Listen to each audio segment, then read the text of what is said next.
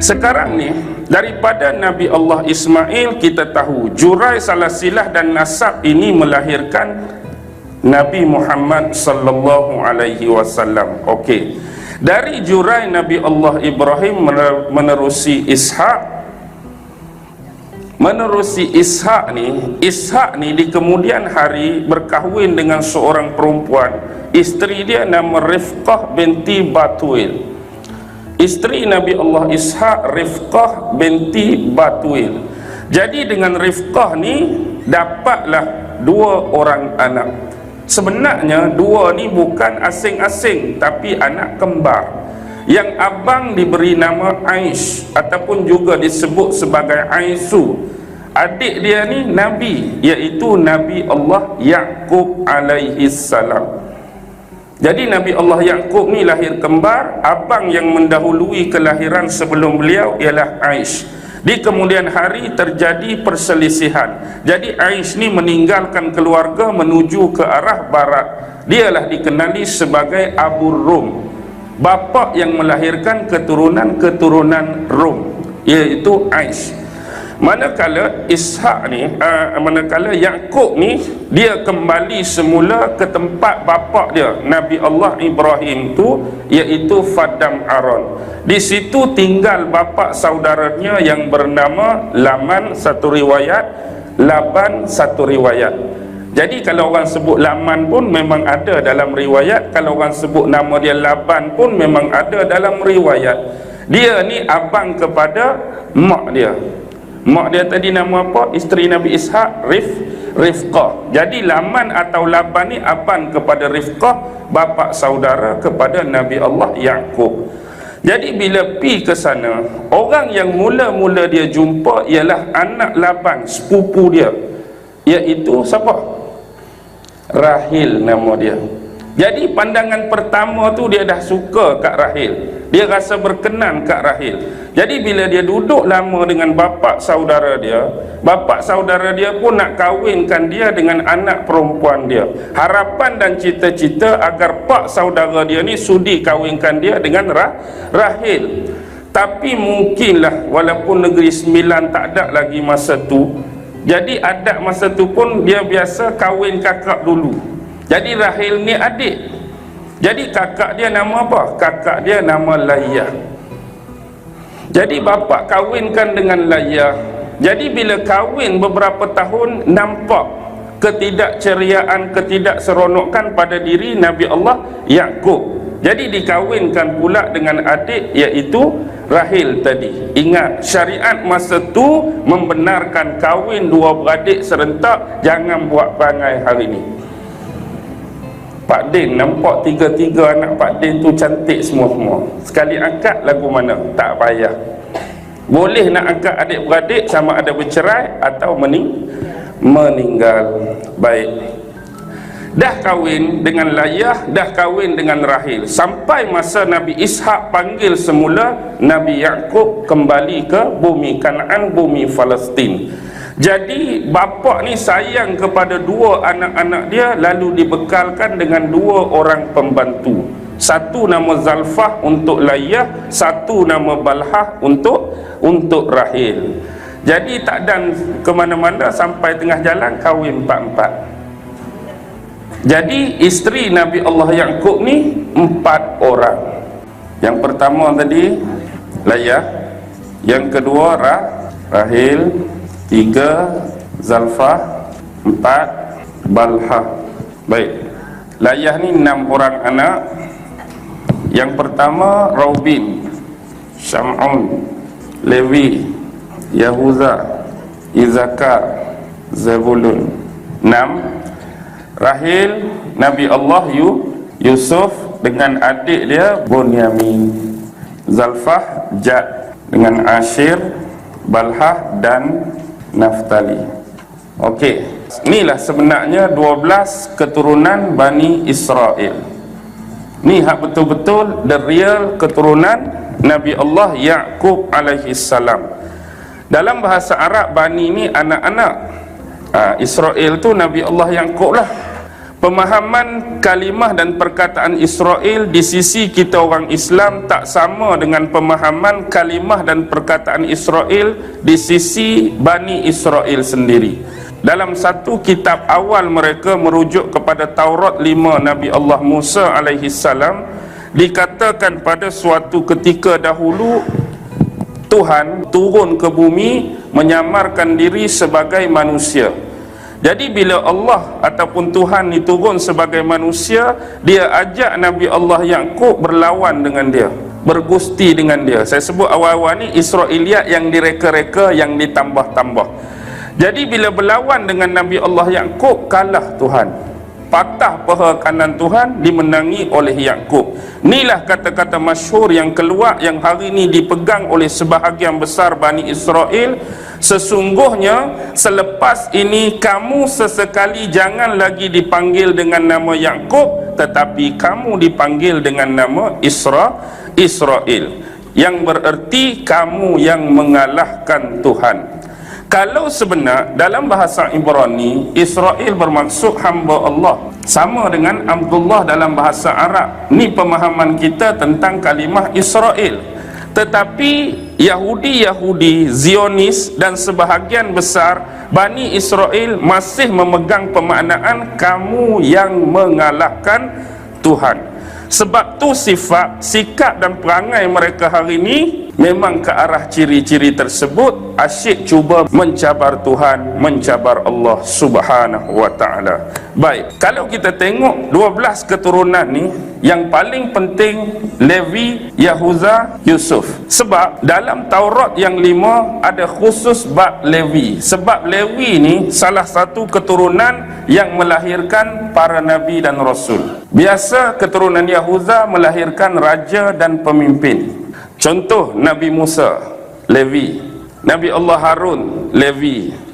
Yahuza, raja dan pemimpin. Contoh Nabi Allah Daud, dia jadi nabi, dia jadi raja. Nabi Allah Sulaiman, dia jadi nabi, dia jadi raja.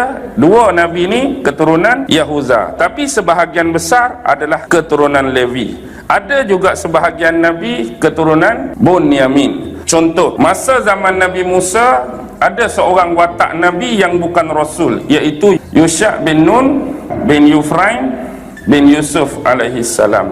Nabi Yusha bin Nun, hak teman Nabi Musa tu, cari Nabi Khidir, hak tukang bawa ikan tu, dia cicit Nabi Allah Yusuf, Yusha ni. Baik, inilah keturunan asal 12 Bani Israel. Sekarang sampai kepada pengetahuan kita tentang satu kaum Yahudi yang kita panggil Yahudi Zionis. Sebenarnya siapakah Yahudi Zionis? Di sinilah pemahaman dan penelitian serta pengkajian perlu dilakukan. Adakah 12 keturunan Yahudi Bani Israel ini terlibat secara langsung, atau sememangnya tidak ada hubung kait langsung antara 12 Bani Israel dengan Yahudi Zionis sekarang? Baik, tak ada sebenarnya.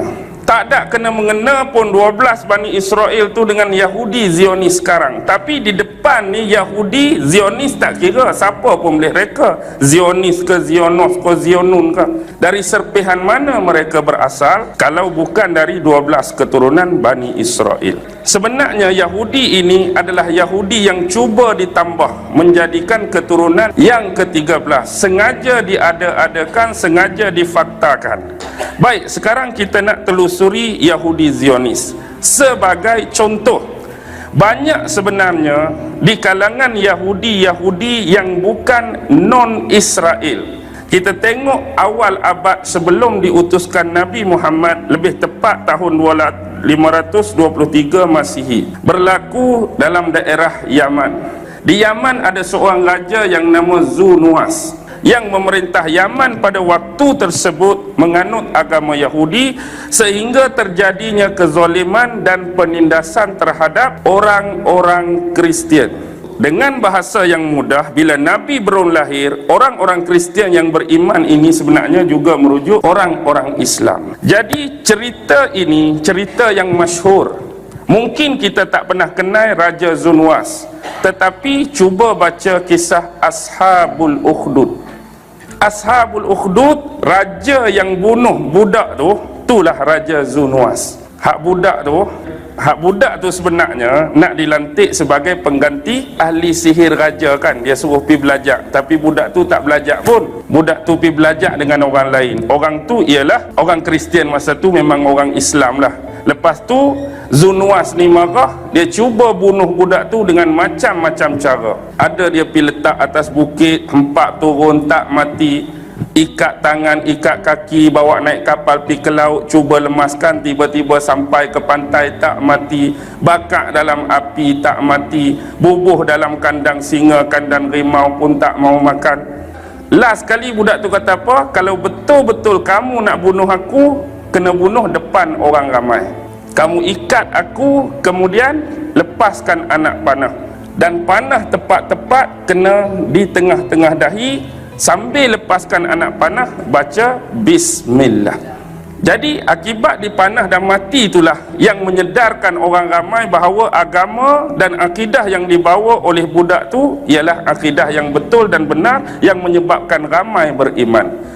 Zunwas ni nak tewaskan seorang, tapi akibat dia terpaksa terima pengkristianan, atau dengan bahasa yang mudah, pengislaman secara besar-besaran. Akibatnya dia menghukum semua yang masuk Islam tu dengan digalikan luban yang besar, dibuat unggun api yang besar, umban sekok-sekok. Inilah dikenali sebagai peristiwa Ashabul Ukhdud tu.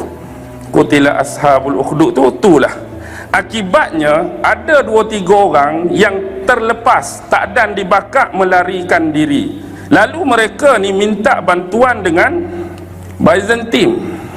Siapa Byzantine ni? Byzantine ni Rom. Mereka sinonim dengan Yahudi ke Islam ke Kristian? Byzantine Kristian. Jadi mereka minta bantuan dengan Byzantine, jauh jalan. Tapi Byzantine kata, aku tak mau campur tentang urusan kamu. Sebenarnya kalau ni kes Kristian sama Kristian, okey. Tapi sebab raja zaman Nunwas ialah Yahudi takut jadi benda lain, jadi aku sarankan kepada kamu kembali semula, minta bantuan negara sebelah laut jiran kamu tu. Apa? Habsyah Raja An-Najasyi, agama Kristian.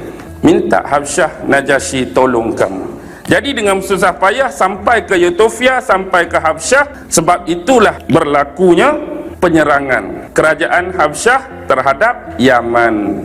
Jadi dihantar ketua panglima perang nama Aryat, pembantunya ialah Abraha. Ini nak start cerita ni, Abraha Al-Ashram.